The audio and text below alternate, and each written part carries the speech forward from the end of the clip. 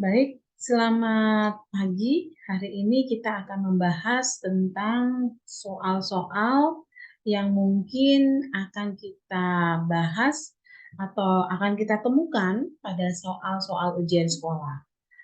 Hari ini seperti yang kemarin sudah kita laksanakan, 2 soal. Hari ini kita akan bahas 2 soal lagi tentang bioteknologi. Kita lihat ya soalnya seperti apa.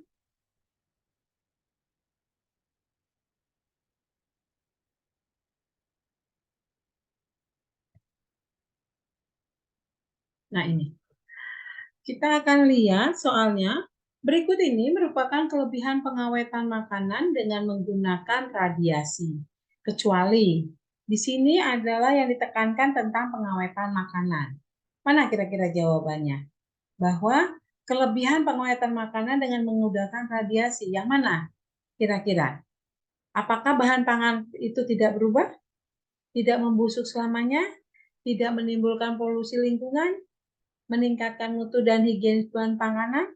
Tidak menimbulkan resiko. Ini salah satunya contohnya misalkan kita lihat kita makanan pengawet, sarden.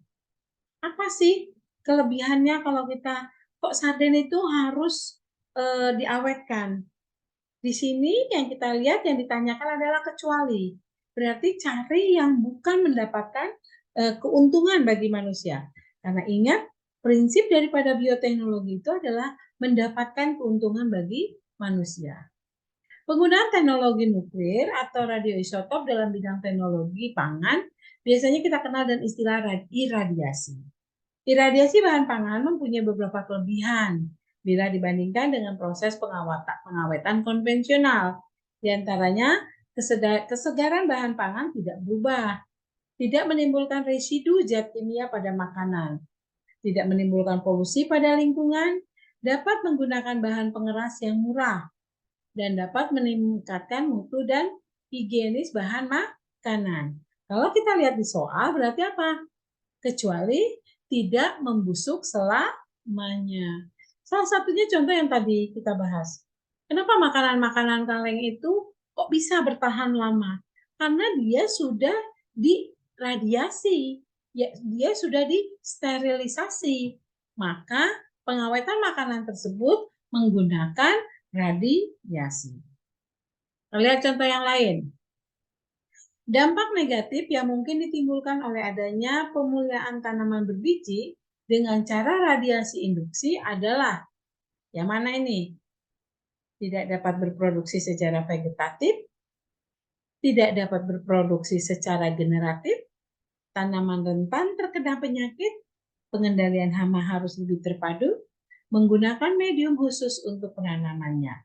Kita lihat ini dampak negatif yang mungkin ditimbulkan oleh adanya pemuliaan tanaman berbiji. Kalau tanaman berbiji, berarti dia reproduksinya secara generatif. Berarti lawannya adalah apa?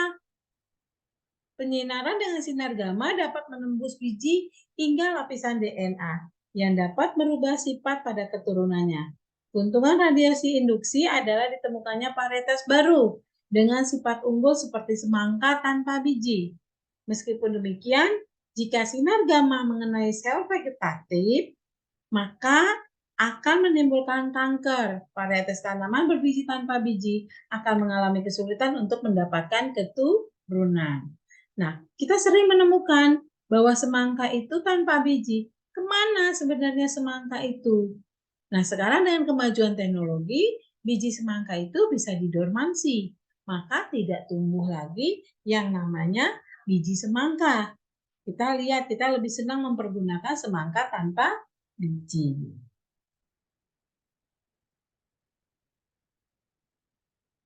Itu saja bahasan kita hari ini. Kita lanjutkan di minggu yang akan datang.